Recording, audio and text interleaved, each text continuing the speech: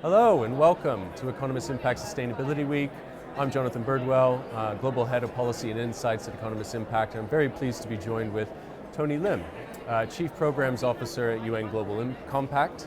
So Tony, welcome. Thank you very much. Do you want to tell our audience a little bit about UN Global Compact to start? Yes, good. Thank you very much. The UN Global Compact is currently the largest corporate sustainability initiative. We were founded by then Secretary General Kofi Annan to put a human face to the global market.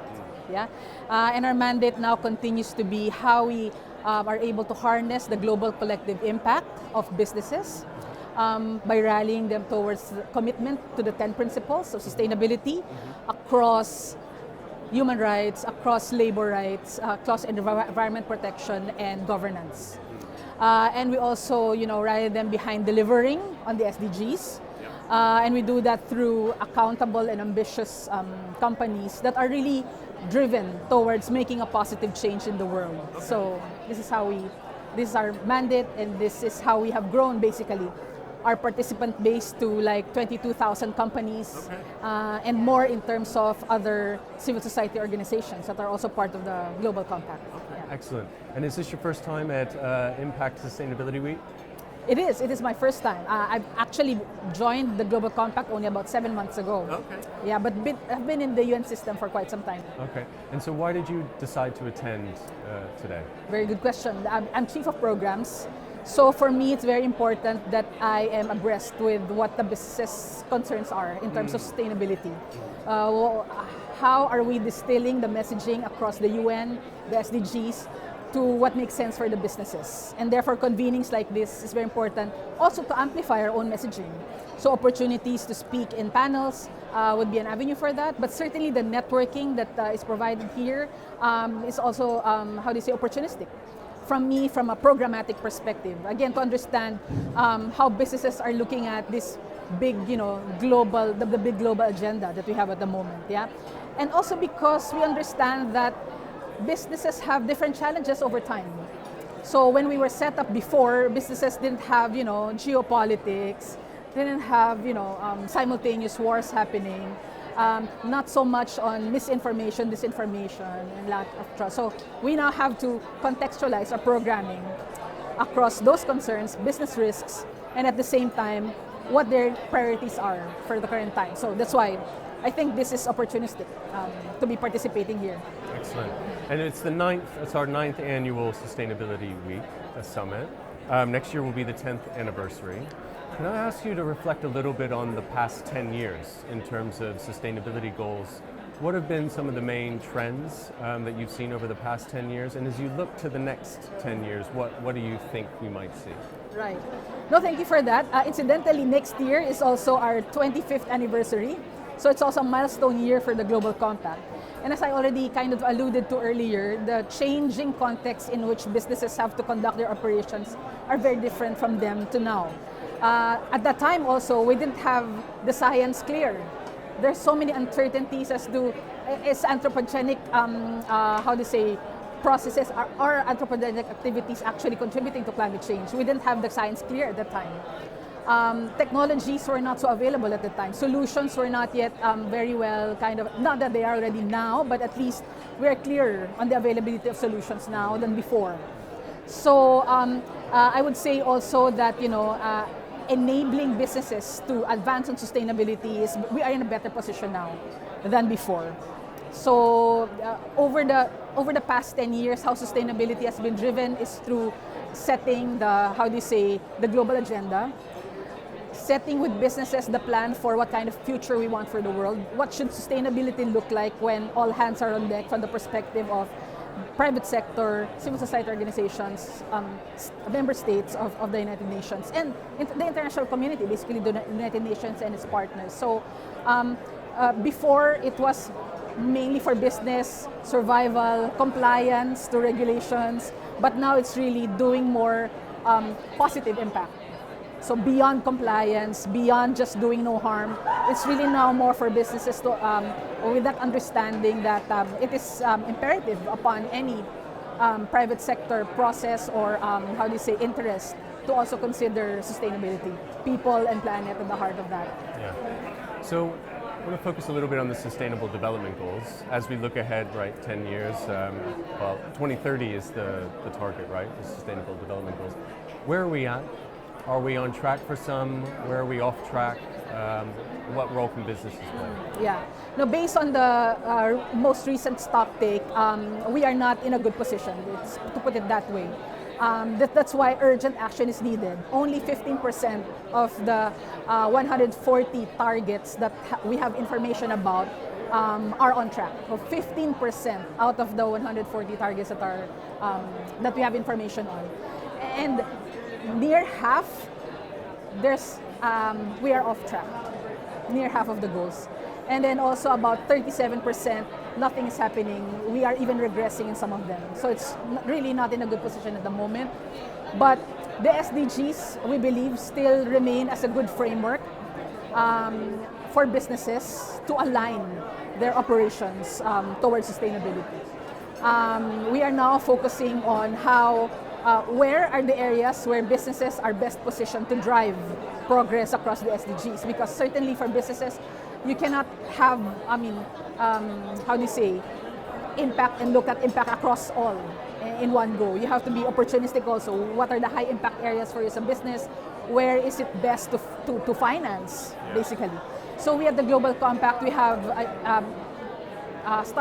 launched last year the initiative called Forward Faster, because we really want to accelerate business action, set higher ambition targets for businesses, and put forward a clear pathway towards that, how to achieve those, and also have an accountability mechanism across that. So we have a reporting mechanism by which participants are able to also report on the progress across these targets. So these are on 5 very concrete areas of sustainability.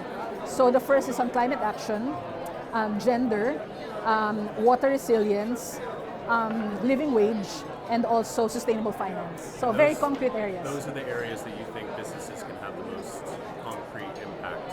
Yes, considering the urgency and considering what is material for businesses, basically, and how they can advance on the SDGs. You mentioned this accountability mechanism. Can you say a little bit more about that? How do you keep the businesses that are part of the UN Global Compact, how do you keep them accountable? Yes. So first of all, in joining the Global Compact, there is a due diligence system that goes around, assessing the eligibility of certain businesses to join the compact. And second would be to keep part of the Global Compact, you have to, on an annual basis, report your progress, in a very credible way, in a very transparent way. And then the third is that if you are not able to, fulfill that requirement, you are delisted, basically, from the compact. And if you had to take that step with many businesses? There have been thousands of businesses that have been delisted. It's not, something to be, really proud of as such. No. But it just goes to show that, we also have to educate businesses as to the level of commitment that is required to show not just commitment but action and progress across sustainability areas. And then it's not an area for greenwashing, it's also not an area for cherry picking, because it's a principles-based approach. You cannot say I'm committed to climate, but I cannot be true on, let's say, gender. I cannot address inequalities in terms of gender. So you have to have action across the whole ESG horizon. And you mentioned the current context, right? Geopolitical challenges, war, inflation.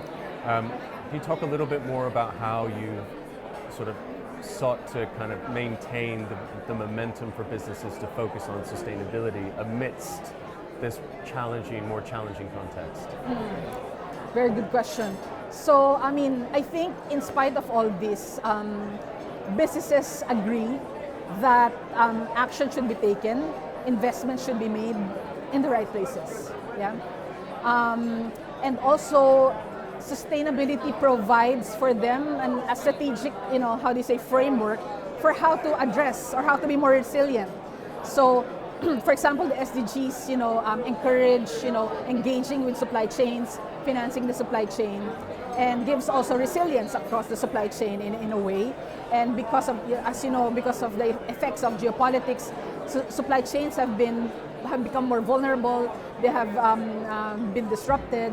So again, the SDGs as a way to strengthen that even more, climate action included and all that. So help to make a sort of like positive business case. This is good for business. Exactly. So whatever is good for people and the planet should be good for the business, right? So this is what we're... and then also I think businesses see their role in terms of, you know, despite the misinformation, mistrust that is happening in the world, people still trust businesses more significantly than maybe governments or other international organizations.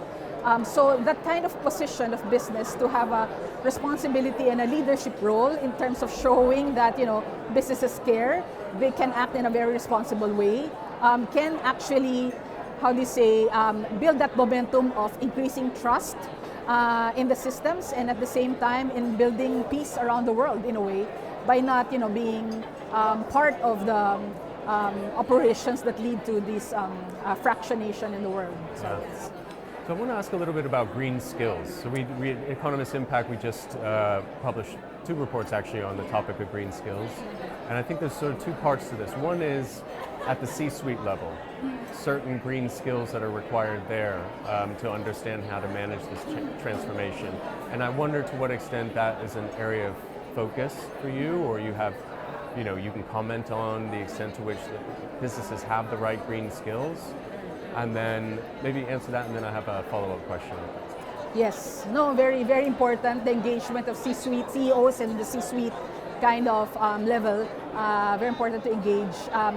But we know, for example, that there are weaknesses, for example, in the educational system. Some MBA programs are really lacking in terms of the sustainability courses that are needed for the CEO of the future, for example. But then again, we posit that the market also has a role in terms of forcing that behavior eventually, regardless of, you know, the educational system forcing this. But CEOs understand, for example, as I mentioned, that they need to take action in spite of maybe sometimes it's difficult for them to address the demands of stakeholders. Some stakeholders also are not in complete agreement with some CEOs in advancing some of the sustainability areas, as you know. But then they have this. They know that they have this role to convince them that, again, what is good for society, what is good for the planet, should be good for the business. So that role that the C-suite is having is very important. And the second aspect of that is how actually the C-suite cooperate with each other. So it used to be just the role of the CSO to advance, you know, sustainability causes, to report sustainability. Now it's also the CFO, it's also the ethics officer, the chief legal counsel, for example. So it's really also the cooperation within these companies and the leadership. And lastly, also at that leadership level, they can advance a lot of the social issues like gender parity, for example, in the leadership of companies. Yeah, so in most cases, this group we need to engage them more in a way, in a very coordinated way. The other element to green skills I want to ask about is how important it is for a just transition. Yes. Right? We transition from an oil-based economy to a renewable energy economy. People will lose their jobs. The estimates are that the net gain will be more jobs, but certain communities and industries might be disproportionately impacted. How do you help businesses think about how to navigate that transition in a just way? Thank you for that. I mean, we are urging that when they commit to climate action, that they also somehow commit to addressing the social impacts of these transitions. But the important thing is they do that through, you know, partnership with, you know, workers' organizations and other stakeholders, the supply chain basically. And on these green skills, I mean, I think the companies have really a role in terms of providing lifelong learning. So some skills may need to be unlearned. Some skills need to be relearned. You know what I mean? So they have to provide that in the workplace, in an ongoing manner. And we see that in a lot of, you know, companies that are really helping build the capacities of their supply chain for these transitions to happen and to enable them for the work of the future. You know what I mean? So I mean, in that sense, I mean, companies or private sector has a clear role to play. The educational system, as I already mentioned, and also governments in making sure that policies are there for the just transition to happen, for the skills development to continue to happen. And as I said, it's not just a one-off, it's really a lifelong learning experience to make this in place. And it's not so easy as such. And Tony, maybe last question. I know you're on a panel here at Sustainability Week. What's your sort of main message to businesses here in the audience in attendance? I mean, just really to take action now, regardless of whether there is 100% certainty. Action needs to be taken now. I mean, there are already, as I said, there are platforms such as the ones the Global Compact is offering, where businesses can take more ambitious action to accelerate towards the SDGs. Standards are available. Transition plans, pathways are clearer, and available guidance notes are there on how to go about the transition. So I think it's really just start. That's what I'm saying. I mean, not that. I mean, a lot of the businesses here are actually leaders in sustainability. So if you are already leading, join us, advocate with us, help your supply chain, or help other businesses. As I've been hearing also, in terms of sustainability, things can be shared. You know what I mean? But with the market, of course, businesses compete with each other. But with sustainability, I mean, I think it's an avenue to partner with each other. Right. All right. Tonilyn Lim from UN Global Compact, thank you very much for joining us. No, thank you very much.